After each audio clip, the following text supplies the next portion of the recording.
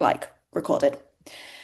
As I said, please use the chat to introduce yourselves and why you're here. We'd love to hear from you. The format for today is that we're going to present some of our ideas and experience, and then we'll open up for questions and a discussion at the end.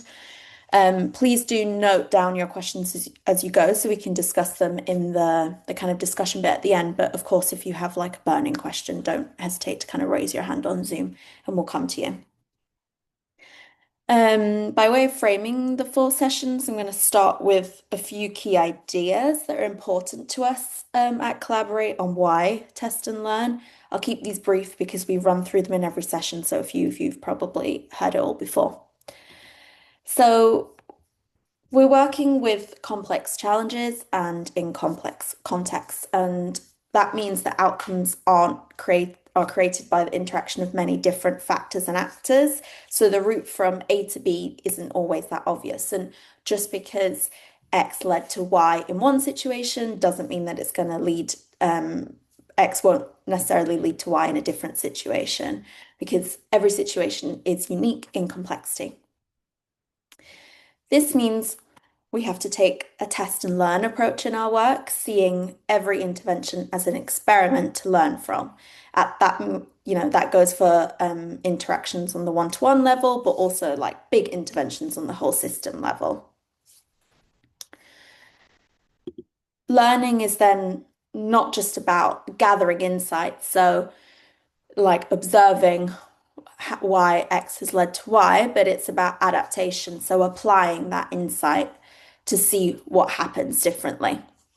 We haven't actually learned anything until we've applied our insights and changed something. So we should really see learning as continuous and iterative. Our 4 sessions have covered what we see as the building blocks of a test and learn approach. So in the first session, we talked about bringing coherence to complexity. So this idea of kind of observing your context and trying to map it out.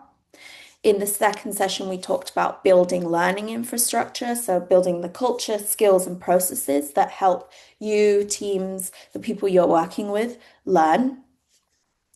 In the third session, we talked about gathering data and specifically the right kinds of data. So we're thinking about what data you might need to gather, how, the different processes that you will need to gather data and making sure that the people that are kind of producing the data are involved in the kind of collection of the data. And then finally, we're on to this final session, which is how you kind of take all the insight, all the data you've gathered, make sense of it, and apply it. So I appreciate that was brief, but I assume most of you have heard it all before. So I'm going to hand over to Naomi to kind of frame the subject of this specific session. Thanks, Emma, and hi, folks. Great to have you with us this grey Thursday.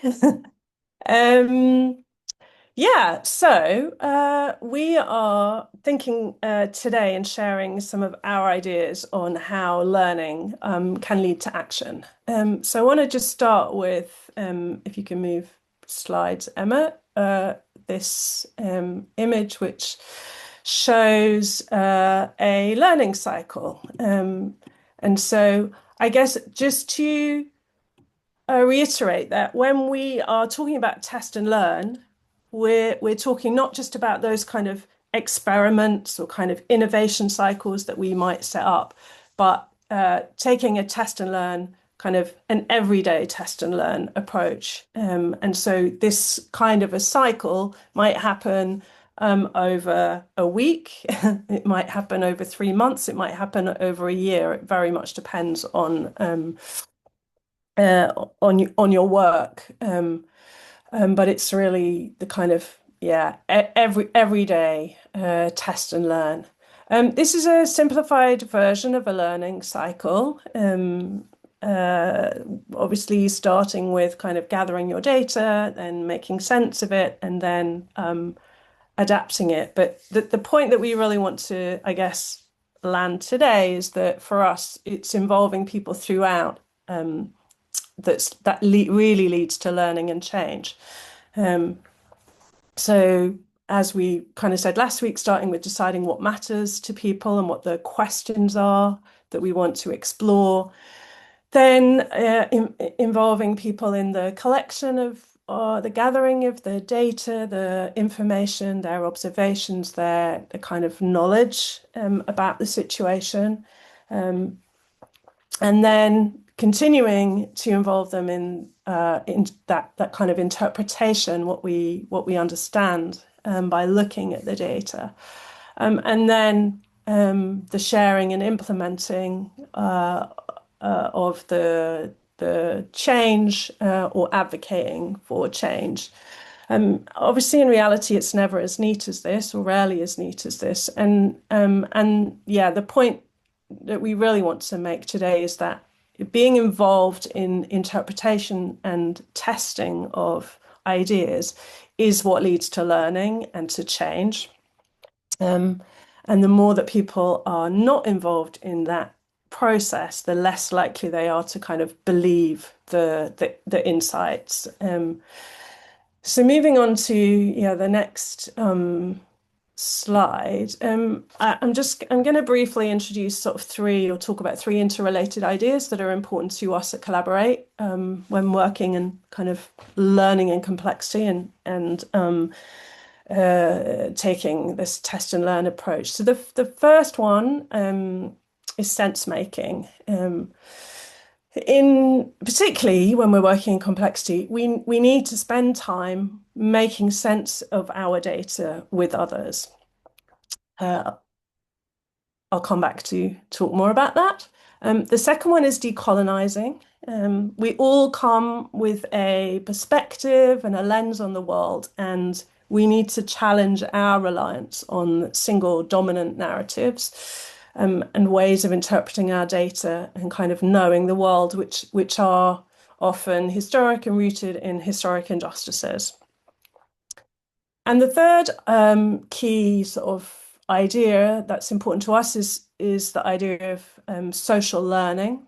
And this is both, I guess, a theory and a practice. So the idea that we learn collectively and in engagement with others. And so the importance of peer learning, communities of practice, but particularly collective sense making. So we're really focusing today on the kind of sense making and interpretation of data and how we do that in ways that really support change. So next slide, please, Emma. Sense making is the bit in between the gathering of data and the communicating of findings that we often, maybe if we don't forget about it, but we don't spend enough time on it, and we often outsource it. So this is, when we bring in external evaluators, we're really asking them to do our sense making for us. And there's quite a few risks in that, especially when it comes to the kind of taking action, the acting on the findings. Next slide. So what do we mean by sense making? This quote from Carl Weick, who's one of the earliest sort of thinkers and writers on sense making. He's basically saying it's literally what it says it is. It's really about how we focus our attention on understanding our situation and deciding what's meaningful. And what he kind of really said was that sense making is a collaborative process. It's about creating shared awareness and understanding from different individuals' perspectives and varied interests. Next slide. So here's another kind of definition of sense making from Deborah Ancona, another sort of practitioner and thinker who's really done a lot of work on sense making. It's about coming up with a with an understanding, a map of a shifting world through the process of testing, conversation, refining, and bringing multiple perspectives together. And so the more complex the situation, the program, or the system that we're seeking to understand, the more work we have to do to understand the data that we have. And we often think that means bringing in kind of outside, independent, objective researchers to do that for us. But there are a number of drawbacks to that. We know that kind of everyone brings bias, even external evaluators, and it's actually better for us to recognize our bias, be open about that, but and use that bias to do kind of the sense making from that perspective. Because if the data comes from us, we know that data better than anyone else, and we're best placed to try and understand what it's telling us. We don't generally work well from or learn well from external evaluation work. We learn best when we're involved in the process of collecting and making sense of the data. Next slide, please. So Deborah says, and I'll just go through these really quickly, how to do effective sense making. Look for lots of different sources and types of data, involve many people in kind of trying to understand that data, really get into the granular, the kind of nuance of what the data is telling you, and really try to kind of learn from, she says, learn from the front line, and notice shifts and patterns in the data. And then from that, next slide, create a map. And I guess this is where we started with this test and learn series with kind of developing some sort of a framework for making sense of your data. But in a sense, what Deborah is saying is kind of, yes, you might start with some kind of map or framework, but through the process of sense making, that map or that framework might change. So the learning framework that you start with might not be the learning framework, that you end with. You might actually create something new. So don't try too hard to fit all of your data into the framework that you've created, but be open to the fact that you might have to iterate and change it. And she also talks about using kind of images and metaphors and stories to communicate and understand what the data is telling you. And then on the next slide, she talks about how you make sense of your data through using it. So and this is where the kind of test and learn and sense making become all of a piece. So part of sense making is testing your understanding through small experiments, and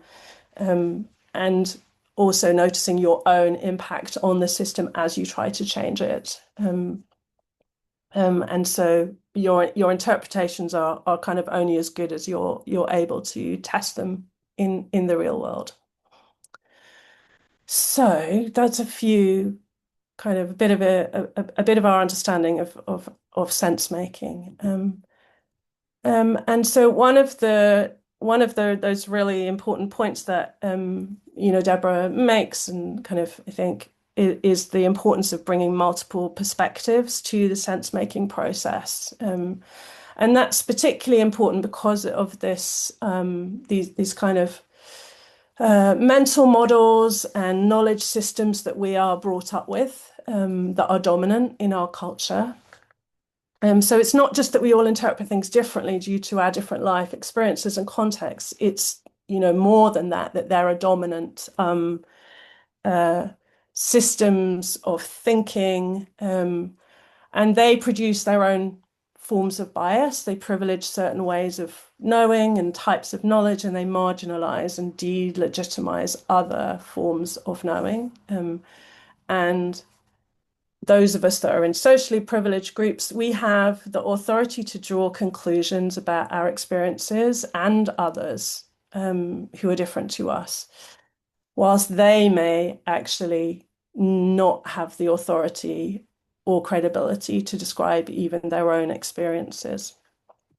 And so we believe that it's important for us as kind of sense makers and researchers um, to really recognize the need to challenge this, to understand our own biases, to recognize those historic injustices, and to make sure that diverse voices are contributing to the creation of knowledge and learning and valuing all kind of forms of different forms of understanding the world. So kind of non-Western and non forms of knowledge that don't come through the colonial experience. So finally, the thing that I want to touch on is kind of the importance of social learning. We're supporters of social learning theory and practice. We believe that, as Etienne Wenger said, that learning is a social activity. It's a social phenomenon. It reflects our deeply social nature as human beings.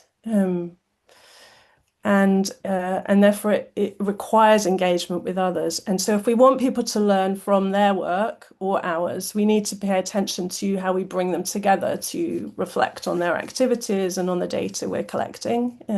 We need to intentionally create good learning spaces that support us to learn together. And what we kind of know about good learning spaces, do you want to move on to the next slide, Emma? Is that they're places where kind of culture and structure come together to enable meaningful learning. And we also know that good learning spaces are kind of places where people come together because they want to make a difference, because they want to make sense of uncertainty, because they're interested in learning and understanding their own kind of context and from their work, and that they want to reflect on the future and how they can how they can work better in the future. Just go on to the last slide. Because I think this really encapsulated it. A social learning space, it's an event of mutual engagement in learning and arises when a group of people, each eager to figure out how to do something important to them, discover and experience each other as learning partners. And so Lee's going to share some examples of our work. And hopefully you'll see how these ideas show up in those examples. But what I guess is really important is just is the bringing together of people to make sense of their own data, and through that to commit to changing something. I'm going to stop there and hand over to Lee. All right. So examples. This first one is making it happen. So anyone who is here or listening later who attended the last session would have heard about this project. It is one it's a program that just came to an end earlier this year, but ran for a few years. It was funded by East Sussex County Council's Public Health Department to support people to make things happen where they live with their neighbors, things that would keep them and their friends and families and communities well. So we were the learning and evaluation partner, and there were a few points when we did sense making jointly with others on this project. We did quite a lot of work with community development workers who were working at voluntary and community organizations in East Sussex and liaising with and supporting and connecting folks who were making it happen in their neighborhoods. So they, in their work with them, they were involved in gathering data, which we talked about in the last session, as well as then making sense of data, which is more the focus of this session. So they weren't merely submitting data about their interactions with people through the program, only to have it kind of vanish into the ether. But they were instead part of kind of closing that learning loop and identifying from that data, from that evidence base, what was important. And I think I also noted in the last session that we kind of co-developed the analytical framework with them as well. So it was a quite a holistic involvement that they had. We use the sense-making sessions as opportunities to not only test emerging insights and bring together people with different perspectives. So folks from East Sussex County Council, folks from the organizations that the community development workers were based at, folks in the health system, people who were kind of leaders on projects that received funding and support from making it happen, and also to generate their own insights. And these sessions felt like networking opportunities and really moments of understanding each other better, as well as understanding what was working and how and why for the purposes of the evaluation. And importantly, the culture of learning of the project, which was bigger than us, bigger than the evaluation, was really supportive of this. So as we've written, and I'll paste the link again in the chat in this article in which we've reflected on our work on this project. One of the most fascinating things about being part of this was witnessing why the program worked, which included the culture of learning that developed, which we, were very much supportive of and probably part of, but also, again, like extended far beyond us. So community development workers themselves had infrastructures of peer support. They reflected and asked each other for help and were sharing what was working well in terms of, moving past barriers and ideating together. But it went even beyond community development workers as well. So community groups themselves played a role in leading learning activities and events and embedding asset-based community development approaches informally and in ways that treated knowledge as a process of inquiry. So groups and networks were learning together, building shared understanding of what was going on in their place and how to make things happen and what needed to change there. They did their own kind of storytelling and deciding of what was important. And the learning did stay within communities as this program was active, and rather than just kind of being extracted from them to inform prescribed solutions from formal services, for example, by the commissioner. It really was circulating. The learning was circulating. So in terms of the practicalities of this and how we went about the sense-making sessions, we had this overall approach from the work through the work, as we called it, to the evaluation. So we stayed close to the work that was happening and involved people with different roles, including people who were involved in the groups and other activities that were receiving funding and support. We structured the sense-making sessions so people were working in groups pretty much all the time at like stations, and they were looking through materials and kind of marking things up. And it was really in the spirit of social learning. They didn't have to do that silently. They could talk to each other and kind of come up with insights together. We weren't, precious about how that happened. But again, most importantly, the culture was there to support it. So we, folks were on board with being in a learning space and kind of comfortable with being in a learning space because there was just so much learning happening in the kind of making it happen ecosystem. So next slide is just a little snippet of one of the sense-making sessions, just a photo from my phone, one of uh, one of many flip charts, and my favorite post-it on this flip chart is one in the bottom right corner, which reads that someone's favorite moment from making it happen was going from introducing people to each other to the point when an individual is so well connected that they start to introduce you to people, which I feel like just really aptly kind of captures the spirit of that project. And that was a flip chart. That was a question that we kind of posed at the last sense making session, which kind of brought everything together. Second example on the next slide is about Cornerstone Fund, which we were also learning partner to. This was a collaborative system change funding program launched by CityBridge Foundation, then Trust, in 2018, involving other funders as well. We joined as learning partner in 2019, and we stuck with both rounds of funding, stuck with each of two groups of partnerships that were funded across the two rounds.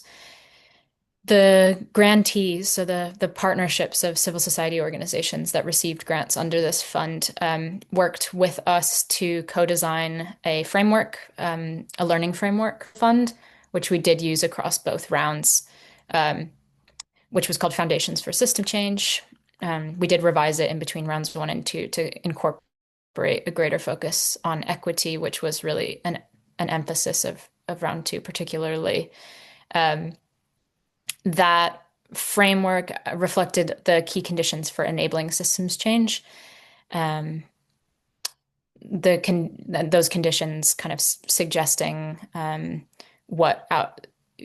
those conditions being present, suggesting that outcomes would maybe be more likely to emerge in the longer term. So we used that framework to understand, how the practices and processes and mindsets were developing, capabilities and momentum to shift systemic issues that the partnerships were really grappling with.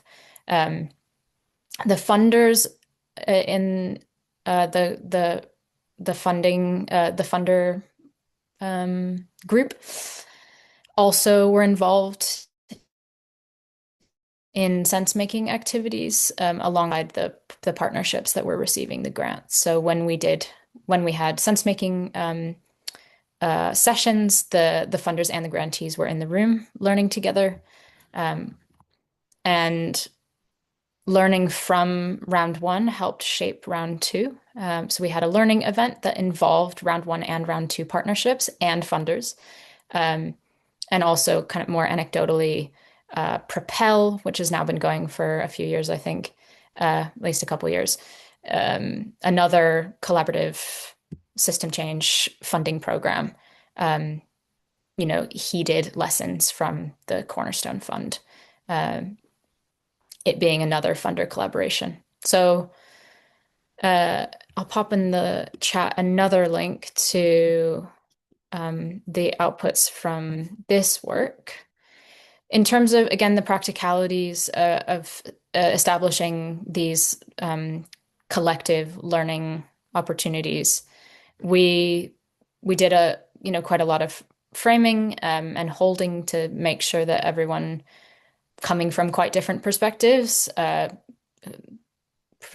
aren't often brought together in the same room, or are maybe more so now, but has historically maybe perhaps not been, grantees and grant makers, making sure that everyone was on the same page about what we sought to do, and experimenting with different formats. So at the learning event that involved round 1 and round 2 partnerships, as well as funders, we used the World Cafe format, for example. So on the next slide, you can see an example, or you can see a kind of one of the cards that we used. for the World Cafe at the learning event. So um, yeah, we kind of rooted the conversations in what the partnerships, the funded partnerships were doing, their activities, and then provided a conversation prompt along different topics. So this one was about developing a bigger and more diverse alliance for system change, bringing people in and keeping them on board in that alliance. The last example I'll talk through is pictured here. Our work with Wigan Council in Wigan Borough.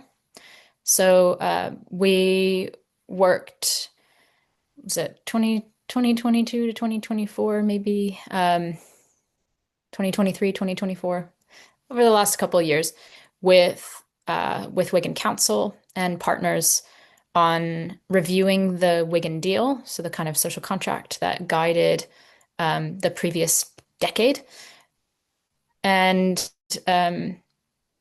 exploring a new era for the borough, which resulted in Progress with Unity, which is the new 10-year strategy for the borough. And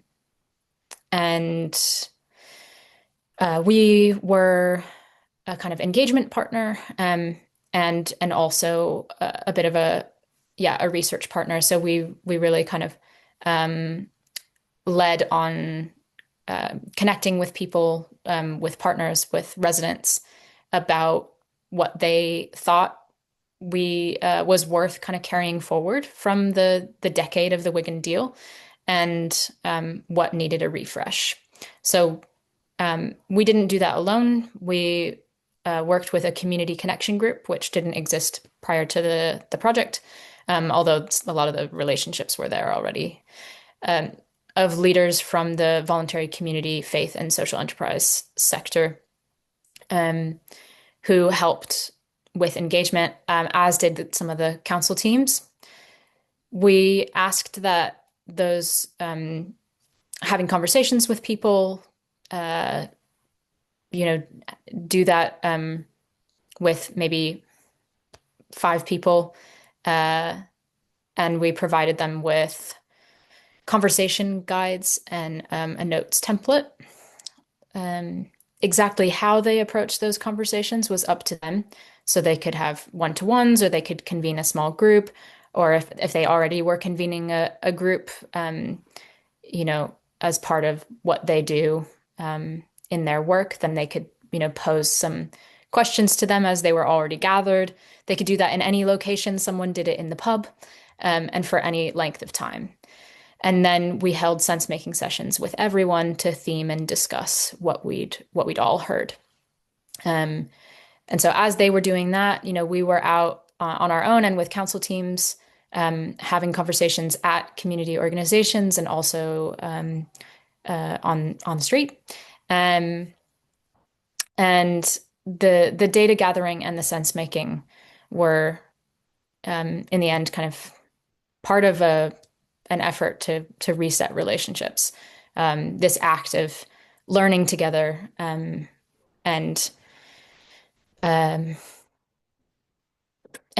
thinking about what the imagining the new era together, kind of resulted in a bit of a reset in the relationships.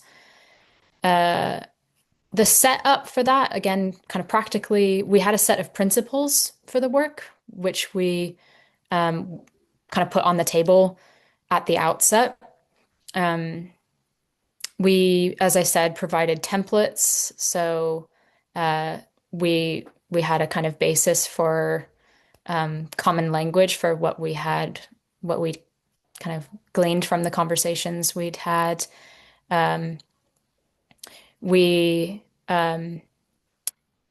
invited people to kind of stay close to what they heard, so as kind of objective as possible, and to add their more subjective interpretations, because we were interested in, and we did invite their subjectivity, their kind of wisdom, and we also wanted to kind of stay true to what they heard when they were talking to other folks. So we kind of tried to strike a balance with that. I think we did quite well. Um, we didn't pretend that any of us were totally objective in any of this. We kind of really attended to our subjectivity really deliberately. Um, we yeah, we were working as you saw in the image on the previous slide, we were working with post-its and kind of grouping them and theming them, identifying anything that was different, anything that was missing. For another sense-making session later on, we actually prepared some written scenarios to ground the work in real examples. And those scenarios explored what a new relationship might look like between the council and communities and the council and the voluntary and community and faith sector in the new era. So there was a bit of role play, a bit of enacting, um, how those scenarios uh, could could have gone differently, or could go differently in the new era. Interactions between, residents and the council, for example, that that in the new era might be different, might be better.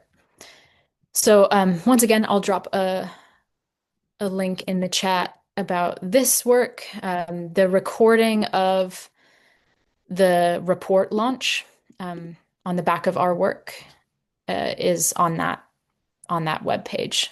We had a launch event where we shared the learning from the final report that we put together.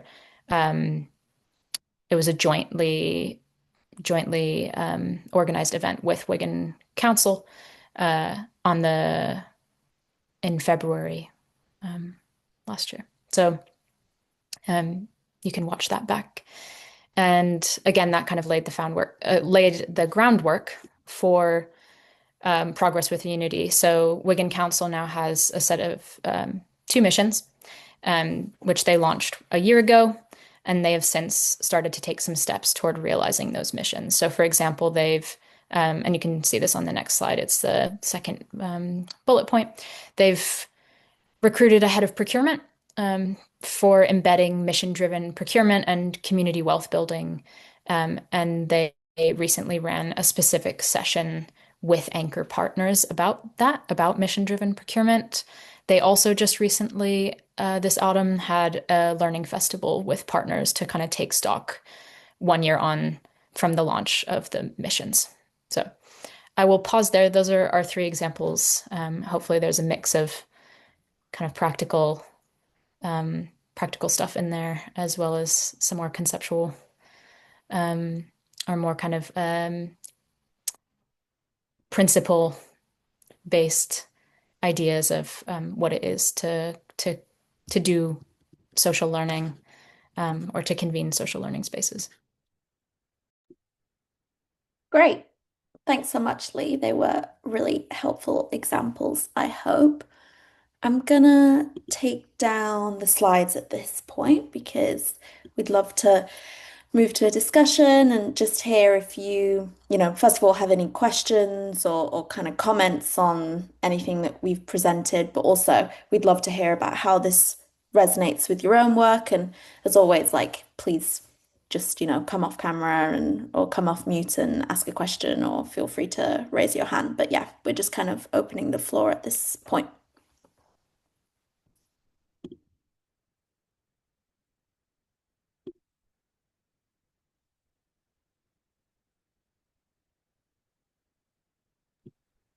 I'm going to throw in a question while we're waiting for folks to uh, come up with their own questions or experiences. But Lee, in your experience of those 3 examples, was there data that was sort of difficult to bring into a sense-making space? How did you make sure that kind of all of the relevant data was being sort of considered?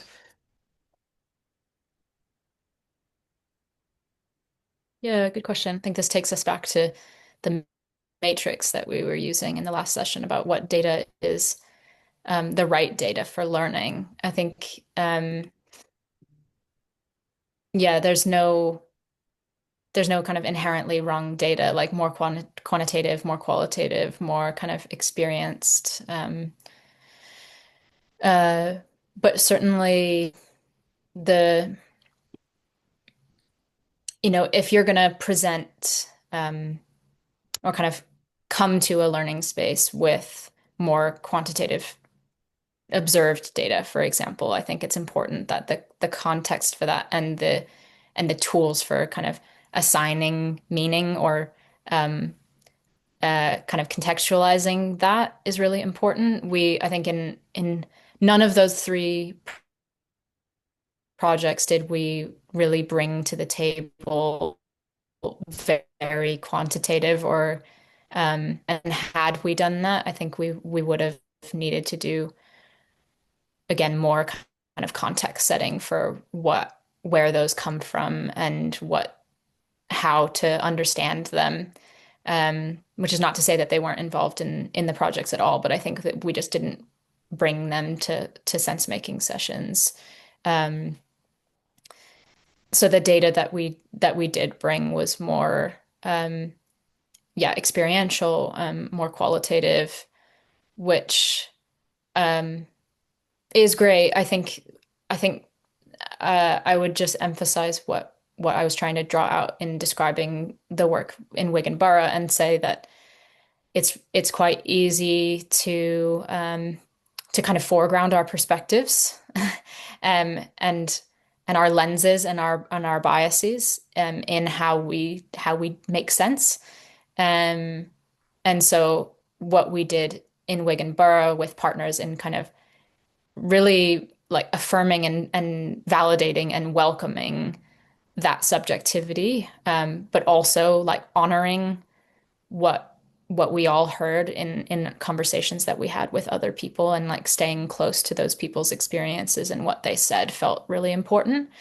Um, uh, and likewise, in the sense making sessions, as part of making it happen, we were asking people who in some cases were involved in their own projects funded through making it happen to read and make sense of the stories of other projects.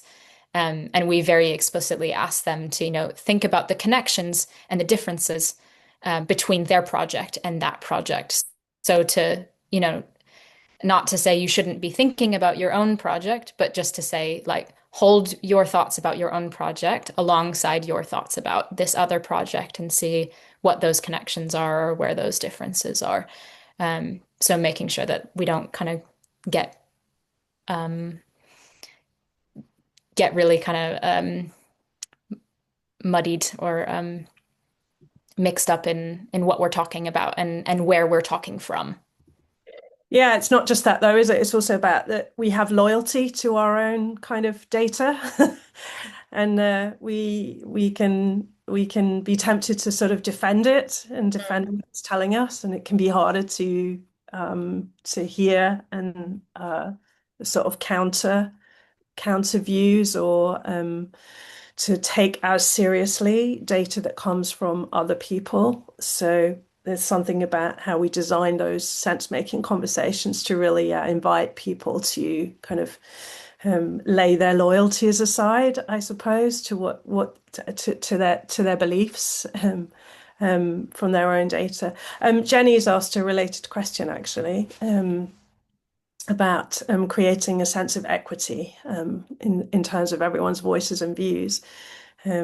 So yeah, I don't know if I mean, certainly I was thinking about Cornerstone and how we had to work really hard to say that nobody, power, we recognize that there are power relationships in this space between funders and grantees, and really sort of prepare funders to, again, kind of arrive in that space in a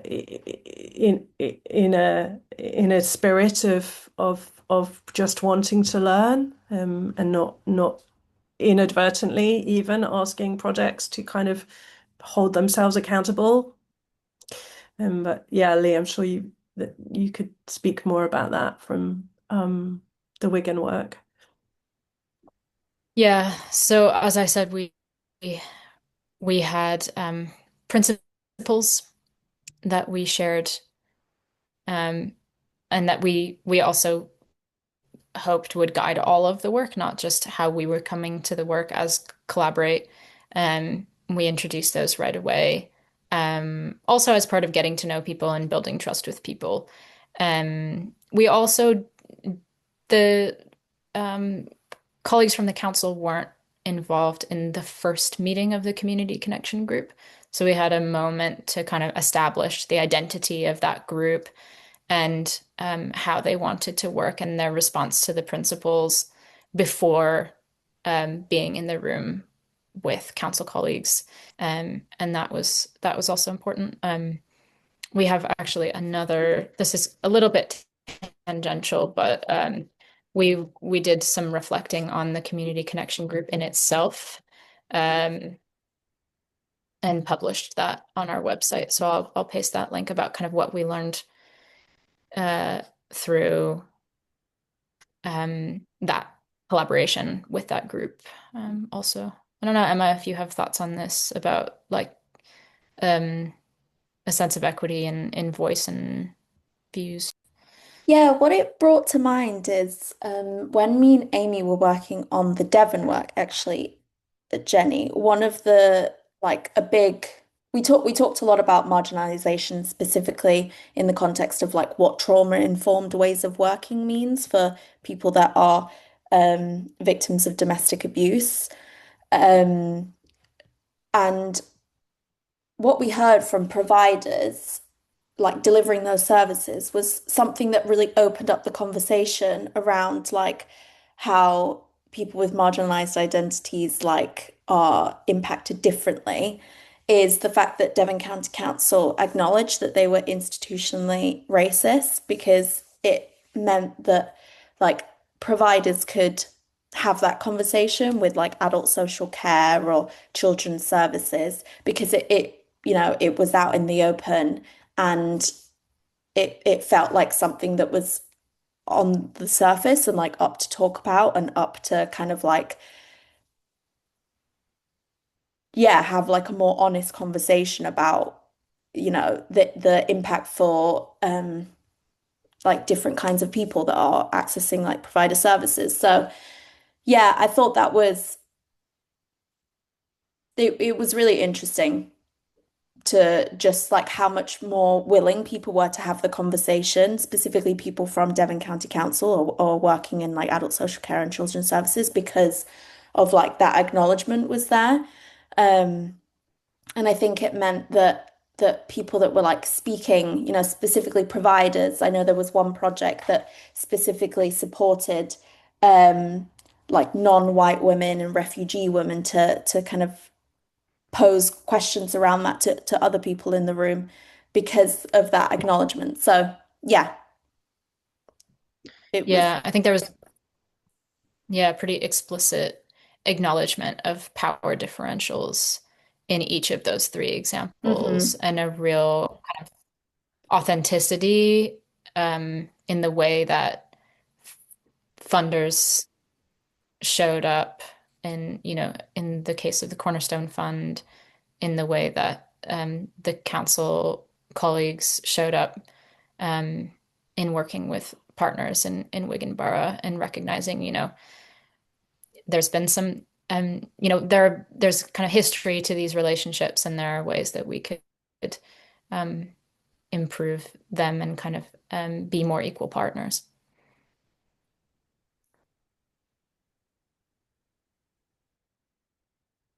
Yeah. Is there anyone else that has something they'd like to share or something that they're thinking about, or maybe even something about their own work that this is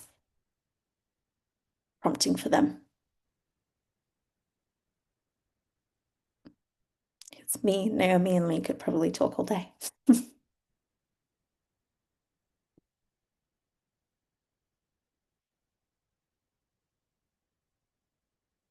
If not, I think we can probably leave it there. I noticed like a few people have to hop off to go to other meetings anyway. So Yeah, we'll close it there. Thanks everyone for coming to this final session of our Test and Learn series. We hope that you found all of the sessions or all of the ones that you've attended helpful. As always, like we're going to share this recording. I'll share it over email with those that, have registered for the session. And then I'm also sure that we're going to be posting something on our website with links to all the sessions. And yeah, we hope you stay in touch. And again, if you'd like to have like a free 1 hour conversation with us about your learning work to see where we might be able to help, like don't hesitate to get in touch because that offer's on the table. Yeah, we hope you have a great afternoon. Bye everyone. Bye, everyone.